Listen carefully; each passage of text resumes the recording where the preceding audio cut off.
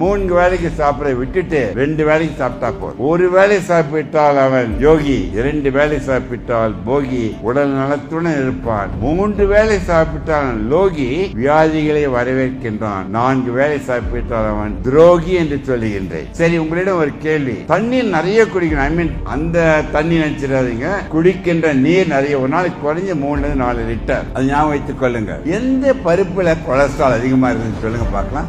எந்த பருப்பில் சொல்லுங்க. முந்திரி பருப்பு, ரொம்ப மகிழ்ச்சி. எல்லாம் சொல்லுங்க பார்க்கலாம். ஒன்னு கேஷ்யூ நட்ஸ், உங்களுக்கு பிடிச்சமானதெல்லாம் சொல்ல. மகிழ்ச்சியான செய்தி, எந்த நட்ஸ்லயும் கொலஸ்ட்ரால் கிடையாது. எந்த உணவு தாவரத்திலிருந்து வருகின்றதோ அது அனைத்தும் 0 கொலஸ்ட்ரால்.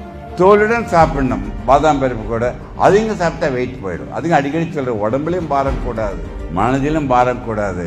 100 வருடம் சொக்கலிங்க வர வேண்டாம். அதான் அடிக்கடி சொல்றேன். மிக முக்கியமாக சாப்பிடும்போது சில பேருக்கு புறக்க ஏறிடும். கவனிச்சிருக்கீங்களா? புற ஏறினா என்ன பண்ணுவீங்க சொல்லுங்க பார்க்கலாம். பக்கத்துல இருந்து என்ன பண்ணுவீங்க? தலையில் தட்டுவீர்கள், அவர்கள் இறந்து விடுவார்கள். குனியை வைத்து முதுகில் தட்ட வேண்டும். பொறையேறிடுச்சுன்னா ஒரு வசனம் சொல்லுவாங்க. என்ன வசனம்? யாரும் உங்களை நினைக்கின்றார்கள், எவரும் உங்களை நினைக்க தயாராக இல்லை, நீங்கள் எவரும் நினைத்து சாப்பிடும் பொழுது பொறையேறிவிடும். என் உறவினர்கள் அனைவரும் உங்களை நான் கருதுவது உறவினர்களாக. ஆயிலை குறைத்து உங்கள் ஆயிலை கூட்டிக் கொள்ளுங்கள். வேலைக்கு சாப்பிட வேண்டாம். Intermittent fasting very important. Night 7 மணிக்கு சாப்பிட்றீங்க, அடுத்த நாள் 7 மணிக்கு நீங்கள் காலையில் சாப்பிடுங்க. 12 மணி, அதை நீங்கள் 11 மணியாக மாற்றுங்க.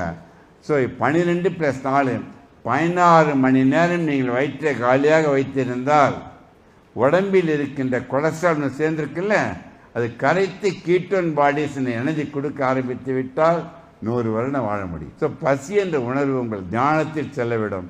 அதான் அடிக்கடி சொல்றேன், தயவு செய்து 3 வேளைக்கு சாப்பிட விட்டுட்டு 2 வேளைக்கு சாப்பிட்டா போதும்.